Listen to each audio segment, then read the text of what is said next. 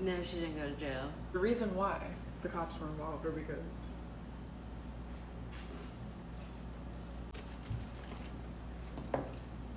bad day, not a bad life. So, I was having a terrible day today. And when I say terrible, I mean terrible. Still very much grateful for life. She's just running her errands for the day. So I'm driving and I hear a thud, thud, thud. I get out of my car and I see there's a nail in my tire. I send a picture of her. That bitch is flat. And I have run flat tires, so they should be good. They're able to like handle a lot of puncture. So whatever. I'm That's like, what she said. okay, I'm fine. I could just tell it was deep. So I finished my errands. When I got out, I turned my car on. My tire was like progressively getting worse. I'm like, you know what? Let me go to the tire shop. It's not the end of the world. Yeah, you know. like, okay. Quick little patch up. So I get my tire patched. I start driving off, and I realize they don't put enough air in my tire. So I didn't want to go back because I didn't want to be one of those people, right? I mean, we're good people. Just because I had a nail in my tire today doesn't mean I have to be an asshole to you and go back and tell you that you didn't do your job Yeah, right. you didn't put the nail in my tire. And they were super busy, so I'm like, you know what? I know how it is. I know how to put air in my tire. So I go to the gas station that's like down the street, and I go to put air in my tire. Mind you, this is not the first time she goes to this gas station. Like, I grew up in this neighborhood too. So I'm putting air in my tire, and I usually never take my phone with me. And I took my phone with me today. I don't know why. Two men were like kind of walking by me, and there was no reason to, because like there was an exit in multiple areas. Like there was nothing by me. And you know, being a woman going to a gas station, it's uncomfortable to say the least. I'm a little worried, and my phone case is black, as you can see. I put my phone down like on the back of my car. On the back window. Yeah, it's black. It blended in. I put my house key in between my fists just in case. I was like, that was the only weapon I would have had. And they're walking, and they're getting closer. They end up like not stopping by me. I guess I was paranoid. God forbid. You know, you just have to have your guard up. You just never know. Basically. Finish putting air in the tire, you know, gets back in the car. Start driving off. Totally forgot about my phone. My music is still playing from my phone. And then all of a sudden, I hear a loud ass thud. And I'm she's thinking it's just the pothole, you know, blew another tire. What else could happen? I nailed another tire. I'm like, oh, I just blew the same tire that they just fixed. I start driving off. My Bluetooth is still connected. That's how close I am to my phone. Don't even get that far. I get down the street. And I realize, oh shit, that thud was my phone. So I go back, make a U-turn. I pull back into the gas station. There's a green BMW. It's the only car that was in the area that could have heard. In the gas station? Yeah, that could have heard or seen my phone fall. He was still there when I pulled up. I pulled up, he sees me get out of the car, he sees me looking for my phone. He gets in his car or whatever, and he drives off, like he drives away. He was done pumping his gas. He looked at me like, I got you, silly little gal. So I go in the gas station, there were these three men. Thank you if you ever come across this video. They were the nicest. They were raised by the right woman. Yeah. One of them was like, oh my God, I have a daughter. Like if her phone got stolen, like I would want somebody to help her. So he's on an important phone call. I text her. I'm like, Joe, I think somebody stole my phone. It's Gina. Can you track it? Can you track it? So she takes a really long time. Verizon, get it together. Yeah, because it wasn't me. I had no signal. It wasn't going through. I got her message, but my screenshot wasn't sending because I had no service. I'm sitting here waiting. I'm like, I'm still in this gas station that I never wanted to be in the first place. She sends me a screenshot of the location, and then I call her, and I'm talking to her, and she's like, oh, the phone's on the move. I'm like, no way. Like, I know this person stole my phone. I know who did it. I'm like, okay, meet me here. We'll go in my car and we'll follow them. Like, she pulls up, we get in my car, we park her car somewhere, and then we start following it. Now they're like... At first they were in the area. Like, close. You know, I was like, oh, we're good. Like, you know, we call the police as soon as I get there. Then all of a sudden, by the time we got to the area that they were in, they were all the way, like... In Miami. In traffic at 4 p.m., terrible. We ended up getting there around like 4:20. We're like 5 minutes away from the house. And I call PD. Listen, I was ready to go to their house. Miss Dave was like, no, let's call. God forbid a girl just wants to make sure we're both okay. I would have made sure we're okay. So we called the police. People are crazy. You don't know what they're going to do. So I told her, no, we're not going to just walk into these people's house demanding for the phone. You don't know what they have on the other side of the door. Anyway, so we call the cops, whatever, the non-emergency line. We're like, oh, we're right outside the house, basically, of who took our phone. I explained the whole situation. They're like, okay, we'll dispatch an officer. I'm like, cool, fine. Yes, I get that there are real problems going on in the world, and My phone is least. like, I get it. It's not gonna be Kim, easy. people are dying. So they're like, okay, we're gonna dispatch somebody. We're sitting in the parking lot. An hour passes. I call dispatch again, cause I'm like, Because the phone updated to another location, but it was like down the street. But you know, we were just gonna call back and, you know, play yeah, we were gonna. stupid and be like, oh, you know, I'm just calling to see if I need to give you guys a new address because I've been here for an hour already. Yeah, I wanted an update though. Like, I But- get it's not an emergency, but it's been an hour. It's an emergency now. So whatever. These people could have, you know, hijacked the phone and shipped it to Saudi Arabia already. By now, we're still waiting. Then another hour passes, and at this point, we're like, okay, It's been now 2 hours. We should call again because we called again. there's no way that you guys are taking 2 hours to get us. We call again. They're like, oh, we're dispatching an officer out to you. So an officer pulls up. We tell him the whole situation.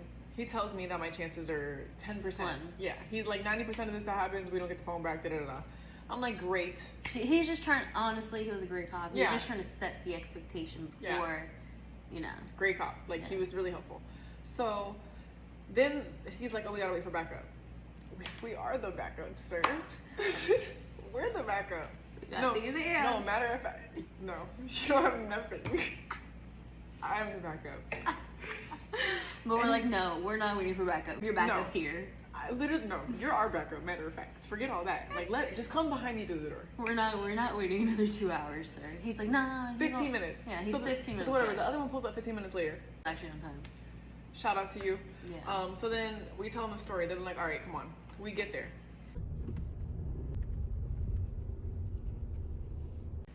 So when we get there, they go up to the door. The lady took forever to open the door. Okay, so you see this balcony window that we have? This was the size of her entrance window. Not like that long, but you know, the width.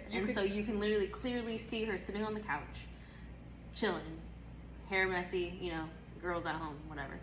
So the cops knock on the door and you just see her in the house, like on the phone. The police knock again because she didn't open the door. She's still on the phone and she's like, She's ignoring them. yeah, she's like 1 second. So mind you, like, why are you on the phone? Just open the door. Just open the door for the police. So whatever, we're standing back here, you know, Gina getting impatient. You know, she's like, oh, that's the one that got my phone. She was in the car. Because that was the lady that was in the car next to the guy that was in the car. Yeah, they were Bonnie and Clyde. That's what they thought. You know, but anyways. You're not going to get me. So Gina's getting impatient, and so I hear them, like, kind of talking to each other, but oh, does she not speak English?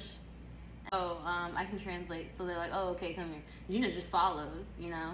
So we're up to the door. I'm the backup.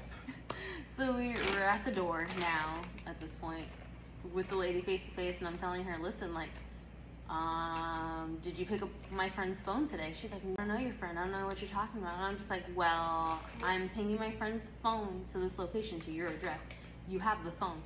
The whole time she's over here trying to ping the sound. Anyways, I'm behind them and I have her phone. I'm like trying to make it ring. Bing, bing, bing. So I'm over here talking. The cops are like, oh, does anybody else live here? Do you have any sons? And she's like, no, I don't have anyone. And I'm just like, you have a daughter that looks like you. Do you have a twin? Because she's saying that you saw her. I mean, that she saw you. Don't lie. And I know what I saw. And I'm gonna stand 10 tones behind her. I said, tones. She's gonna stand 10 tones behind me.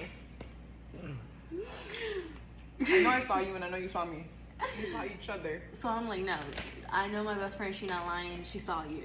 So you got it. Anyways, she's like, no, I don't have a daughter. The person that lives here is this person in the back efficiency.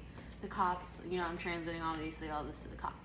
The cops are like, oh, well, can you show us where the efficiency is? Yes, the door over there. So I tell him that. Yeah, I tell him that, and he's like, oh, tell her to escort us because where is it? You know?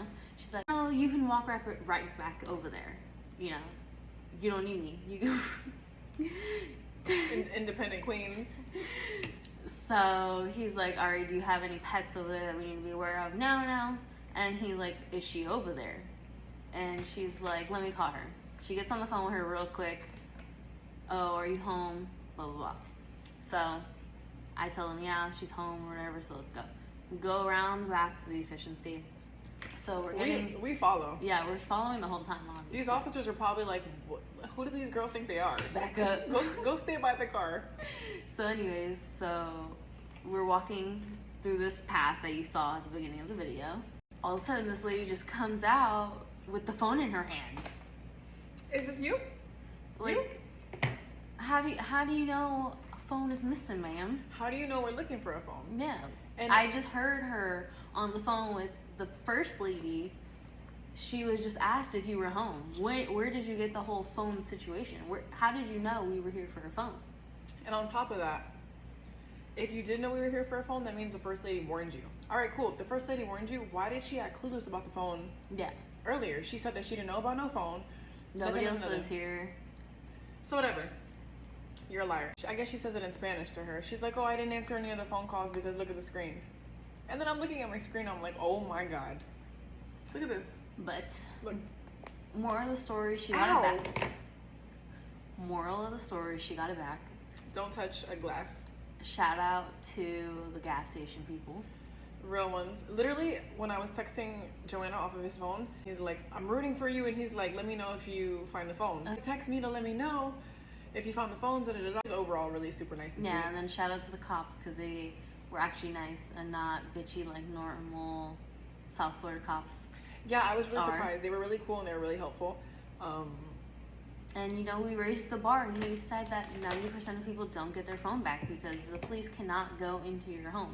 But we got the phone, and I can proudly say we are another 1%. So now it's at 11%.